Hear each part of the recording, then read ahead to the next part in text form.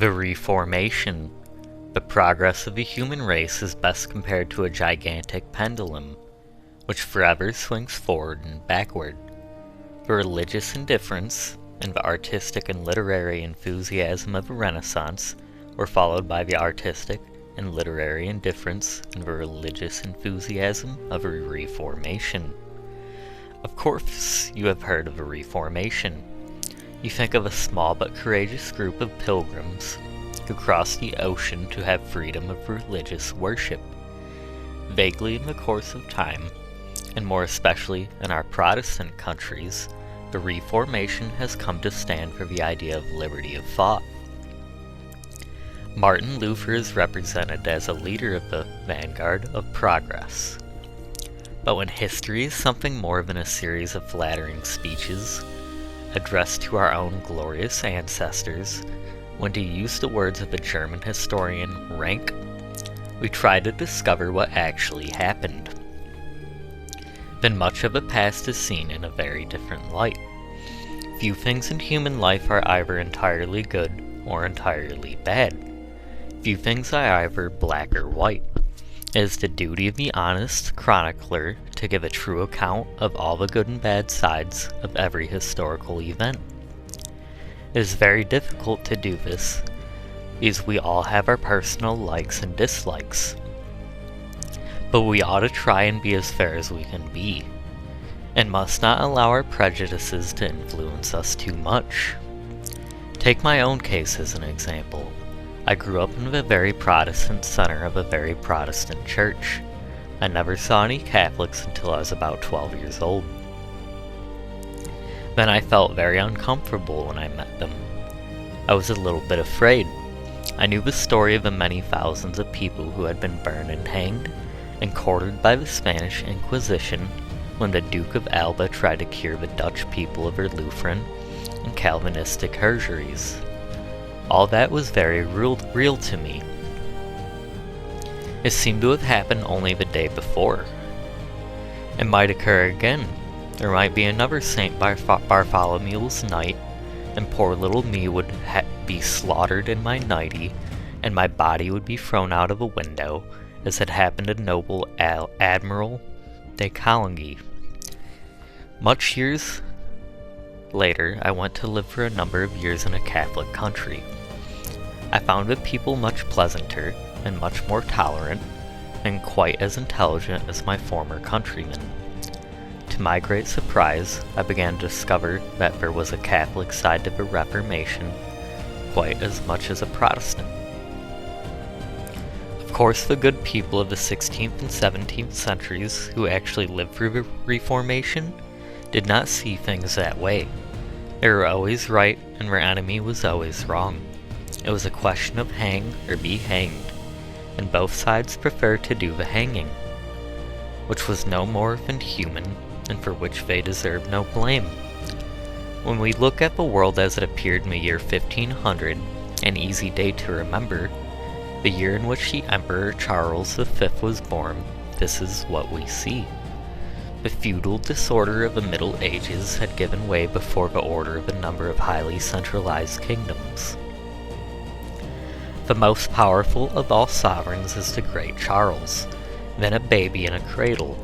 He is the grandson of Ferdinand and Isabella, and of Maximilian of Habsburg, the last of the medieval knights, and of his wife Mary, the daughter of Charles the Bold, the ambitious Burgundian duke who had made successful war upon France, but had been killed by the independent Swiss peasants.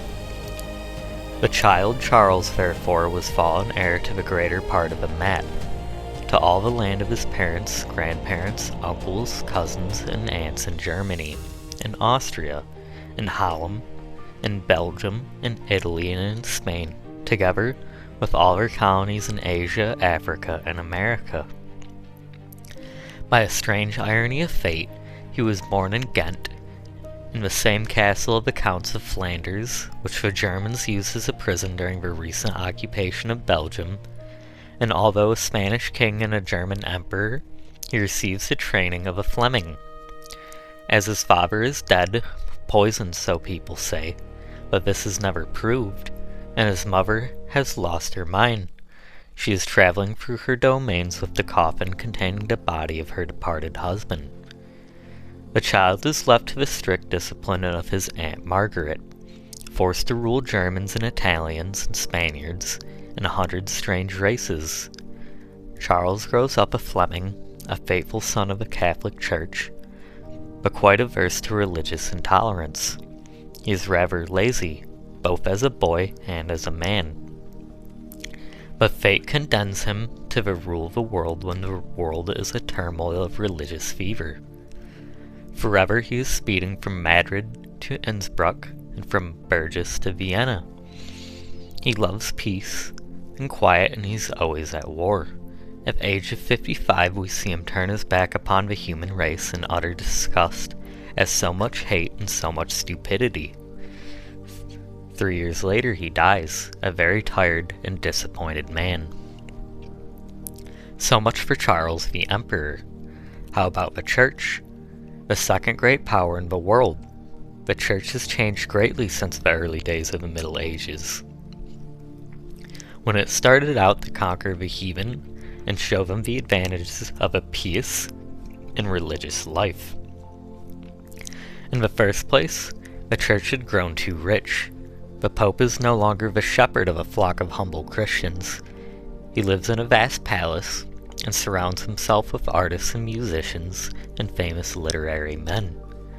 His churches and chapels were covered with new pictures in which the saints looked more like Greek gods than is strictly necessary. He divides his time unevenly between affairs of state and art. The affairs of state take 10% of his time. The other 90% goes to an active interest in Roman statues, greatly discovered Greek vases, plans for a new summer home, the rehearsal of a new play. The archbishops and the cardinals follow the examples of their pope. The bishops try to imitate the archbishops. The village priests, however, have remained faithful to their duties. They keep themselves aloof from the wicked world and the heathenish love of beauty and pleasure.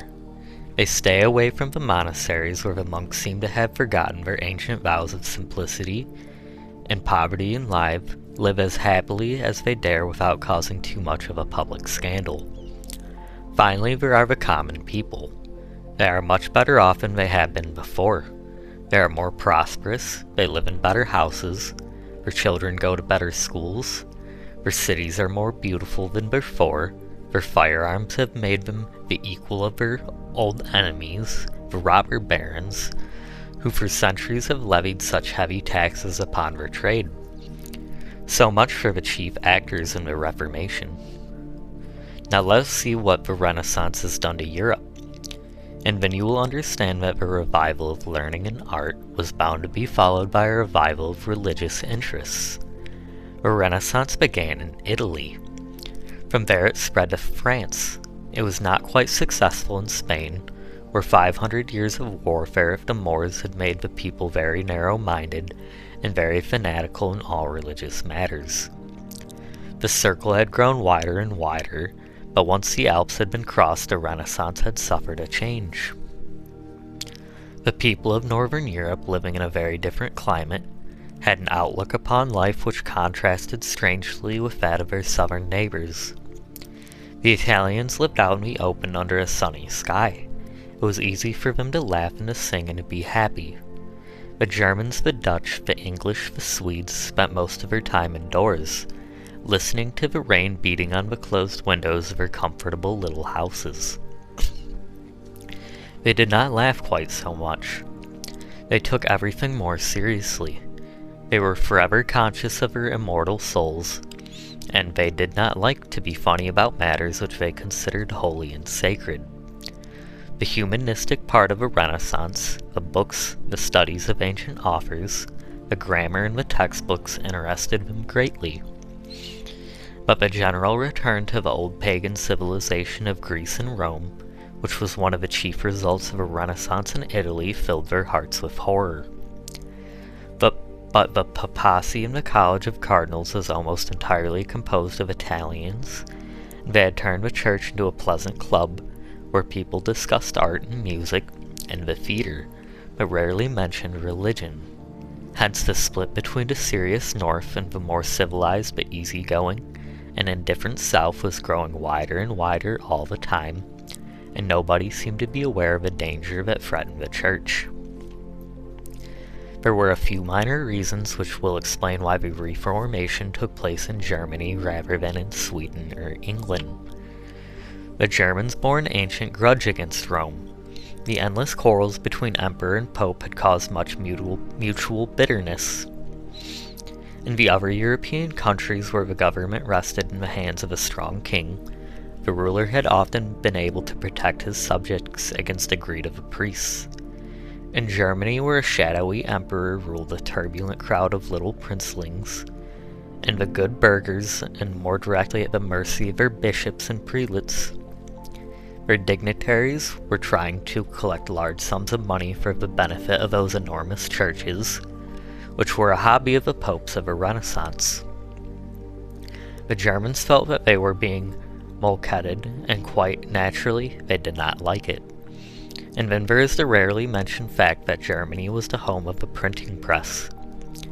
In Northern Europe, books were cheap, and the Bible was no longer a mysterious manuscript owned and explained by the priest. It was a household book of many families where Latin was understood by the father and by the children. Whole families began to read it, which was against the law of the church. They discovered that the priests were telling them many things, which according to the original text of the Holy Scriptures were somewhat different. This caused doubt. People began to ask questions, and questions when they cannot be answered often causes a great deal of trouble. The attacks began when the humanists of the North opened fire upon the monks. In their heart of hearts, they still had too much respect and reverence for the Pope to direct their sallies against his most holy person. But the lazy, ignorant monks living behind the sheltering walls of the rich monasteries offered rare sport. The leader in this warfare, curiously enough, was a very faithful son of the church, Gerard Gerazazun, or Deserditus, or Amasis, as he is usually called, was a poor boy, born in Rotterdam in Holland, and educated at the same Latin school of Devontier from which Thomas à Kempis had graduated. He had become a priest, and for a time he had lived in monastery. He had traveled a great deal, and knew whereof he wrote. When he began his career as a public pamphleteer, he would have been called an editorial writer in our day. The world was greatly amused at an anonymous series of letters, which had just appeared under the title of Letters of Obscure Men. In these letters, the general stupidity and arrogance of the monks of the late Middle Ages was exposed in a strange German-Latin doggerel, which reminds one of the modern limericks. Erasmus himself was a very learned and serious scholar, who knew both Latin and Greek, and gave us the first reliable version of the New Testament, which he translated into Latin together with a corrected edition of the original Greek text. But he believed that with Sallust, the Roman poet, that nothing prevents us from stating the truth with a smile upon our lips. In the year 1500, while visiting Sir Thomas More in England, he took a few weeks off and wrote a funny little book called The Praise of Folly, in which he attacked the monks and their credulous followers with the most dangerous of all weapons, humor. The booklet was the bestseller of the 16th century. It was translated into almost every language, and it made people pay attention to those other books of Erasmus, in which he advocated reform of the many abuses of the church, and appealed to his fellow humanists to help him in his task of bringing about a great rebirth of the Christian faith. But nothing came of these excellent plans. Erasmus was too reasonable and too tolerant to please most of the enemies of the church. They were waiting for a leader of more robust nature. He came, and his name was Martin Luther. Luther was a North German peasant with a first-class brain and possessed a great personal courage. He was a university man, a Master of Arts of the University of Erfurt, Afterwards, he joined a Dominican monastery. Then he became a college professor at the theological school of Wittenberg and began to explain the scriptures to the indifferent plowboys of his Saxon home. He had a lot of spare time, and this he used to study the original texts of the Old and New Testaments. Soon he began to see the great difference which existed between the words of Christ and those that were preached by the Pope and the bishops. In the year 1511 he visited Rome on official business. Alexander VI of the family of Borgia, who had enriched himself for the benefit of his sons and daughters, was dead. But his successor, Julius II, a man of irreproachable personal character, was spending most of his time fighting and building, and did not impress the serious-minded German theologian with his piety. Luther returned to Wittenberg as a much disappointed man, but worse was to follow.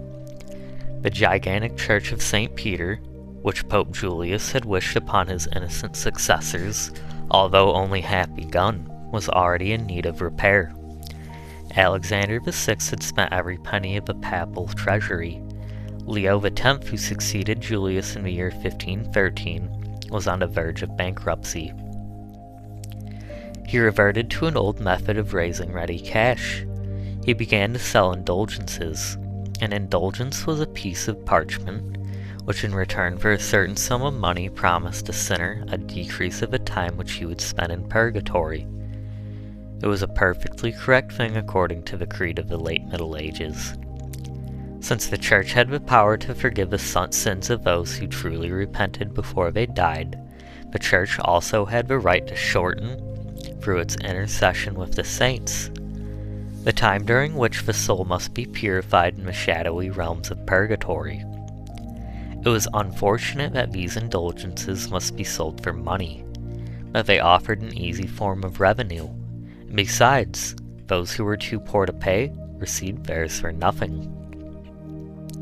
Now it happened in the year 1517 that the exclusive territory for the sale of indulgences in Saxony was given to a Dominican monk by the name of Johann Tetzel. Brother Johann was a hustling salesman. To tell the truth, he was a little too eager. His business methods outraged the pious people of the little duchy, and Luther, who was an honest fellow, got so angry that he did a rash thing.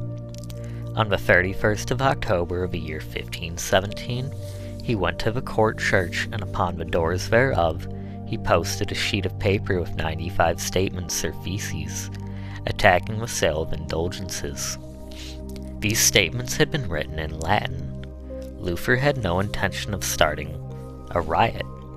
He was not a revolutionist. He objected to the institution of the indulgences, and he wanted his fellow professor to know what he thought about them. But this was still a private affair of the clerical and professorial world, where was no appeal to the prejudices of the community of laymen. Unfortunately, at that moment, when the whole world had begun to take an interest in the religious affairs of a day, it was utterly impossible to discuss anything without at once creating a serious mental disturbance. In less than 2 months, all Europe was discussing the 95 theses of the Saxon monks. Everyone must take sides. Every obscure little theologian must print his own opinion. The papal authorities began to be alarmed. They ordered the Wittenberg professor to proceed to Rome and give an account of his action. Luther wisely remembered what had happened to Huss. He stayed in Germany and was punished with excommunication. Luther burned the papal bull in the presence of an admiring multitude, and from that moment peace between himself and the Pope was no longer possible. Without any desire on his part, Luther had become the leader of a vast army of discontented Christians. German patriots like Ulrich von Hutten rushed to his defense. The students of Wittenberg and Erfurt and Leipzig offered to defend him should the authorities try to imprison him. The Elector of Saxony reassured the eager young men. No harm would befall Luther as long as he stayed on Saxon ground. All this happened in the year 1520. Charles V was 20 years old, and as the ruler of half the world, was forced to remain on pleasant terms with the Pope. He sent out calls for a diet or general assembly in the good city of Worms on the Rhine, and commanded Luther to be present and give an account of his extraordinary behavior. Luther, who now was the national hero of the Germans, went. He refused to take back a single word of what he had written or said. His conscience was controlled only by the word of God. He would live and die for his conscience.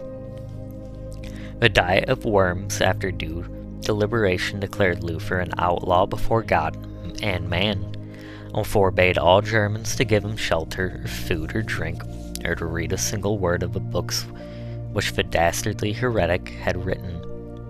But the great reformer was in no danger. By the majority of the Germans of the north, the edict was denounced as a most unjust and outrageous document. For greater safety, Luther was hidden in the Wartburg, a castle belonging to the Elector of Saxony, and there he defied all papal authority by translating the entire Bible into the German language, that all the people might read and know the Word of God for themselves. By this time, a Reformation was no longer a spiritual and religious affair. Those who hated the beauty of modern church building used this period of unrest to attack and destroy what they did not like, because they did not understand it. Impoverished knights tried to make up the past losses by grabbing the territory which belonged to the monasteries. Discontented princes made use of the absence of the emperor to increase their own power. The starving peasants, following the leadership of the half-crazy agitators, made the best of the opportunity and attacked the castles of their masters, and plundered and murdered and burned with the zeal of the old crusaders. A veritable reign of disorder broke loose throughout the empire. Some princes became Protestants as the protesting adherents of Luther were called, and persecuted their Catholic subjects. Others remained Catholic and hanged their Protestant subjects. The Diet of Speyer of the year 1526 tried to settle this difficult question of allegiance by ordering the subjects should all be of the same religious denomination as their princes. This turned Germany into a checkerboard of 1,000 hostile little duchies and principalities, and created a situation which prevented the normal political growth for hundreds of years. In February of the year 1546, Luther died and was put to rest in the same church where 29 years before he had proclaimed his famous objections to the sale of indulgences. In less than 30 years, the indifferent, joking, and laughing world of the Renaissance had been transformed into the arguing, quarreling, backbiting, debating society of the Reformation.